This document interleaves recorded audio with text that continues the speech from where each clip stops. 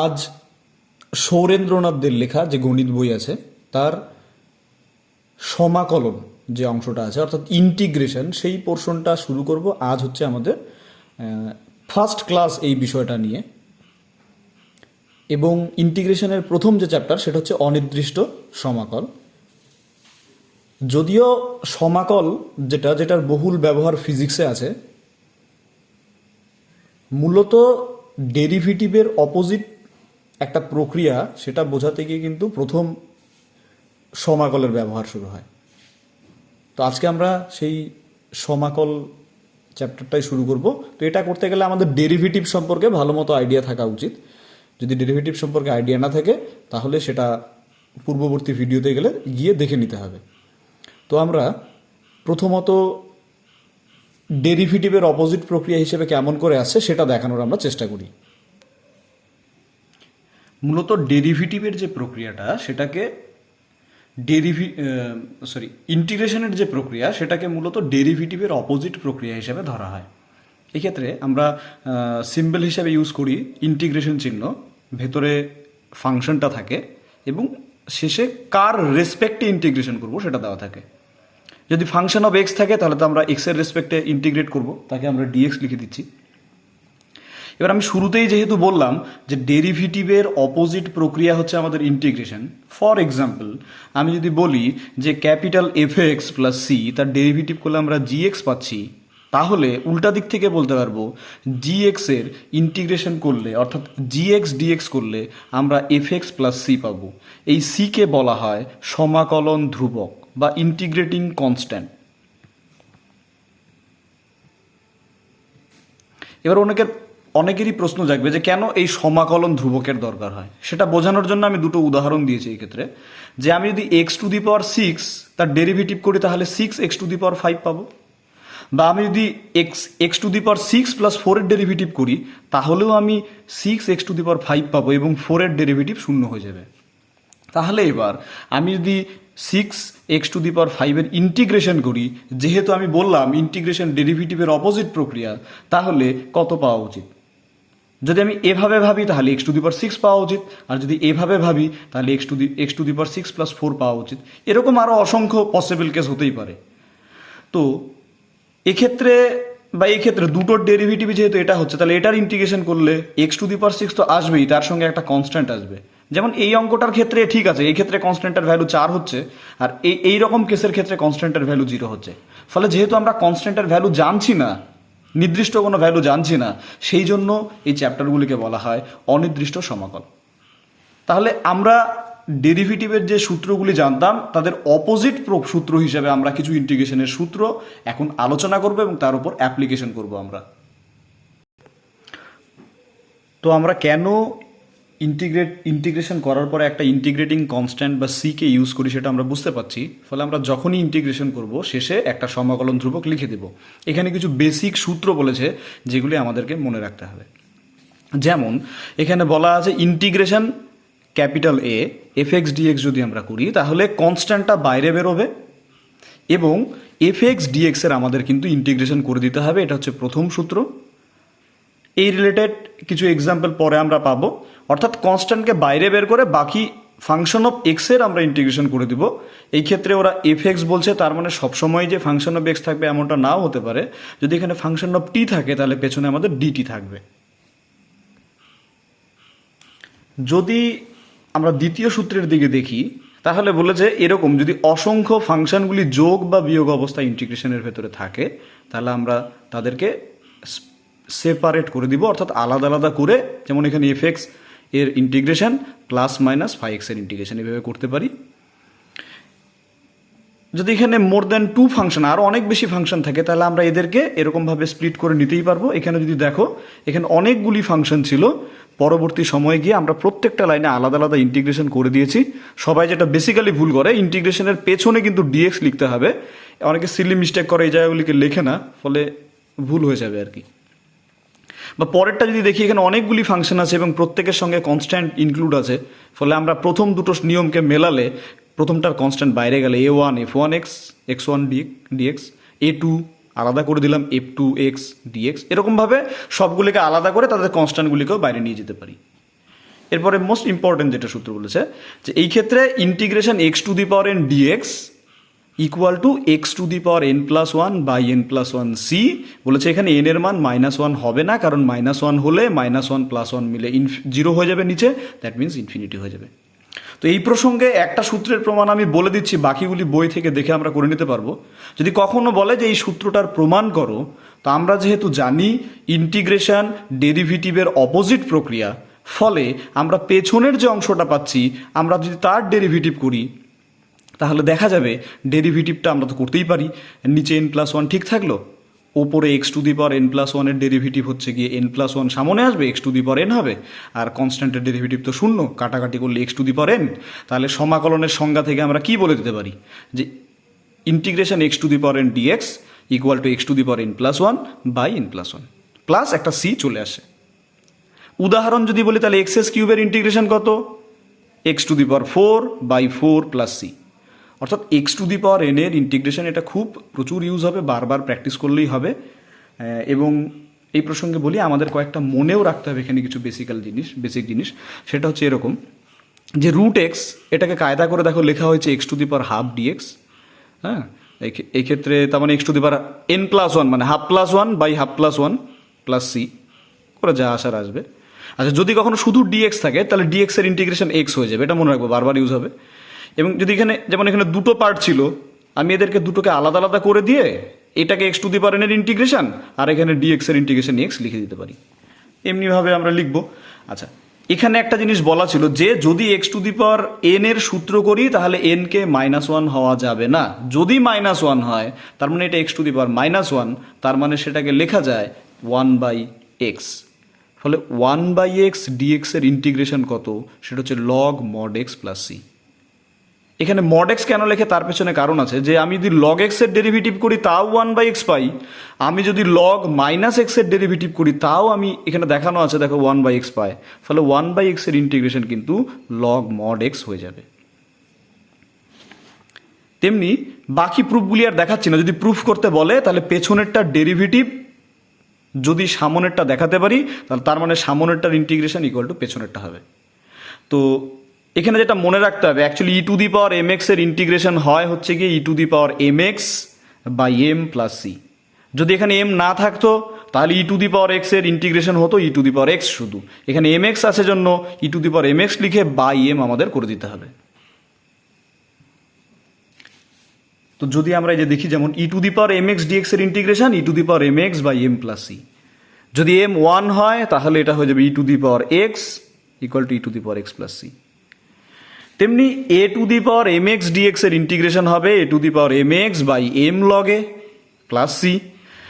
যদি M is equal to 1 হয় তাহলে A to the power X এর ইন্টিগ্রেশন হবে A to the power X by log A plus C. আচ্ছা, এখানে যেমন একটা অঙ্ক দিয়েছে এরকম ইন্টিগ্রেশন করতে বলেছে, আমরা এদের প্রত্যেককে আলাদা আলাদা করে দিলাম। এবার E two to the power X এর ইন্টিগ্রেশন হচ্ছে 2 to the power X by log 2, আগের সূত্র ধরে। 3 বাইরে গেলে ই টু দি পাওয়ার 2x এর ইন্টিগ্রেশন হবে E to the power 2x by 2, আর 3 টু দি পাওয়ার -2x এর জন্য হবে 3 টু দি পাওয়ার -2x। এই -2 এর জন্য একটা -2 নিচে আসবে এবং লগ 3 প্লাস সি লিখে দেওয়া হয়েছে। আর একটা সূত্র বলেছে যে সাইন এম এক্স এর ইন্টিগ্রেশন কত? -cos mx by M. যদি সাইন এম এক্স না থেকে সাইন এক্স থাকে তাহলে তখন কি হবে? তখন তার ইন্টিগ্রেশন হবে হচ্ছে গিয়ে, দেখতেই পাচ্ছি এই ক্ষেত্রে হয়ে যাবে হচ্ছে সাইন এক্স এর ইন্টিগ্রেশন -cos x। বলে এখানে একটা অঙ্ক দিয়েছে ওরা, আমরা এদেরকে স্প্লিট করে সাইন 3x এর ইন্টিগ্রেশন কত হবে আমাদের সূত্র দেখলেই বুঝতে পারবো, -cos 3x বাই 3। ওখান থেকে 3 বাইরে গেল, সাইন এক্স এর integration -cos x plus C. তেমনি তাহলে cos mx এর ইন্টিগ্রেশন কত? Sine mx by M plus c. তাহলে যদি এম 1 হয় তাহলে cos x এর ইন্টিগ্রেশন হচ্ছে সাইন এক্স। স্টুডেন্টরা অনেক সময় ভুল করে, অ্যাকচুয়ালি cos x এর derivative -sin x, but cos x এর ইন্টিগ্রেশন কিন্তু সাইন এক্স। এটা খুব সমস্যা করে আর কি মাইনাস চিহ্নটা। আচ্ছা, তেমনি sec স্কোয়ার mx এর ইন্টিগ্রেশন হচ্ছে tan mx বাই এম। যদি এম এর জায়গায় 1 ধরি আমরা তাহলে sec স্কোয়ার x এর ইন্টিগ্রেশন হচ্ছে tan x। নেক্সট সূত্র cosec স্কোয়ারের ইন্টিগ্রেশন হচ্ছে গিয়ে -cot mx বাই এম। যদি m 1 হয় তাহলে cosec স্কোয়ার x এর ইন্টিগ্রেশন হচ্ছে গিয়ে -cot x। তেমনি sec M X tan M X DX এর ইন্টিগ্রেশন হচ্ছে কি sec M X by M. যদি এম এর জায়গায় 1 থাকে তাহলে সেক এক্স ট্যান এক্স এর ইন্টিগ্রেশন হচ্ছে সেক এক্স। তেমনি cosec M X cot M x এর ইন্টিগ্রেশন হচ্ছে গিয়ে minus cosec M X cot M X by M plus C. আর সেখানে যদি 1 থাকে তাহলে আমরা যেটা লিখতে পারবো, যদি কখনো 1 থাকে এখানে, তাহলে অ্যাকচুয়ালি লেখা যাবে cosec integration cosec x cot x যদি থাকে, cosec x cot x dx, তাহলে লেখা যাবে minus cosec x plus c. তো এগুলি এখানে সংক্ষিপ্তকরণ আকারে দেওয়া আছে। যদি আমরা দেখি কনস্ট্যান্ট থাকলে আলাদা হয়ে ইন্টিগ্রেশন হবে, এরকমভাবে থাকলে তাদের প্রত্যেককে আলাদা করে ইন্টিগ্রেট করা যাবে। X to the power N এর ইন্টিগ্রেশন, এই ক্ষেত্রে ডিএক্স এর ইন্টিগ্রেশন, এই ক্ষেত্রে 1/x এর ইন্টিগ্রেশন হচ্ছে লগ মড এক্স, অনেকে মডটা দেয় না, এটা কিন্তু দিতে হবে, log mod x plus c e to the power M x এর ইন্টিগ্রেশন বলে এখানে একটা সংক্ষিপ্তকরণ যেগুলি বলা হলো সেগুলি দেওয়া আছে। তো এখানে সংক্ষিপ্তকরণগুলি দেওয়া আছে, একটু দেখে নিলেই হবে। এবার আমরা অ্যাকচুয়ালি প্রবলেমের দিকে যাচ্ছি। উদাহরণমালা 1-এর দিকে যদি দেখি, তো আমাদেরকে এখানে যেটা করতে বলেছে ইন্টিগ্রেশন করতে বলেছে। তো একদম সোজা অঙ্ক দেওয়া আছে এই ক্ষেত্রে। তো প্রথমটায় ওরা এখানে ভাষা দিয়ে বলেছে যে আমাকে জাস্ট এর ইন্টিগ্রেট করতে হবে। তো এখানে প্রথমটা হচ্ছে এক্স মাইনাস টু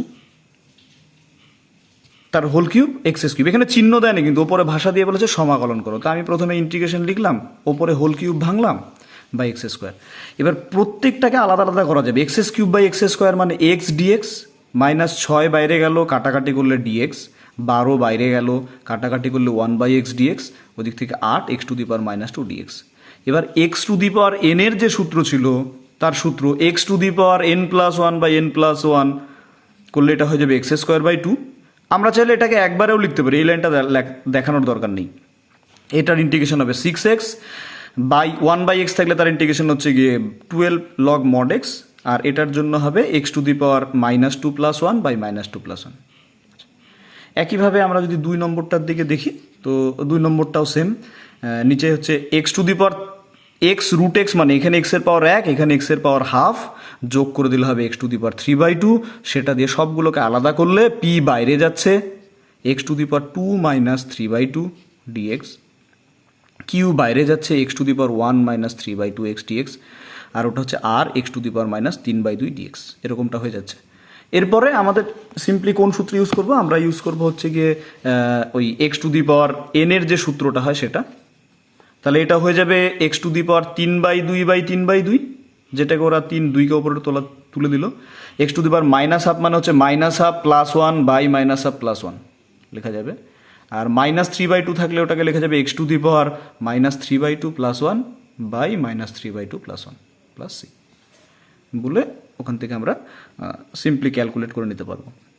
আচ্ছা, সবচেয়ে মজার বিষয় হচ্ছে পরের অঙ্কটার ক্ষেত্রে নিচে এক্স স্কোয়ার প্লাস 2x আছে এবং ওপরে কিছু আছে। আচ্ছা, বেসিক্যালি প্রথম চ্যাপ্টারে আমরা যেটা চেষ্টা করব যাতে কোনোভাবেই নিচে ফ্র্যাকশন না থাকে।